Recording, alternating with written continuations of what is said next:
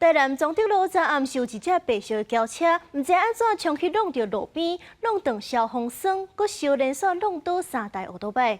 这赛车50多岁驾驶是继续驶进前，一直到有民众甲早，伊才停落来。这警方目前是咧查讲，这代志到底是安怎发生的？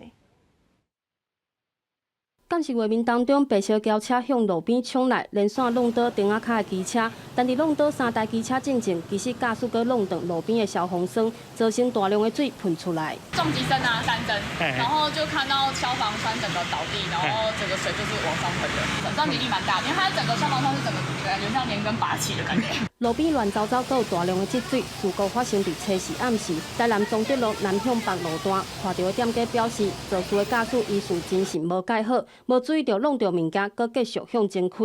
有看到现况的部分，然后过去追肇事者，他后来有追到，那当下他下来的时候也精神有点恍惚，就是不知道有撞到。初5透早来到事故现场，防弄派的消防栓已经移除。消防局表示，已经自记并通知自来水处。加在虽然消防栓甲机车毁损，但无人受伤。警方接到通报到场处理。50几岁的长势驾驶无酒驾。不慎碰撞路肩消防栓后，再碰撞骑楼3部重机车，致生交通事故。经警方到场及时处理，当事人酒测值为0，无人受伤。丢男的肇事原因，搁要等警方厘清，但无注意到发生事故就开走，已经涉及肇事逃逸。警方会依法开单举发，嘛提醒驾驶开车要注意车前的状况，唔通分心，并保持安全距离，确保沿路的安全。公司新闻陈焕武、陈显坤台南报道。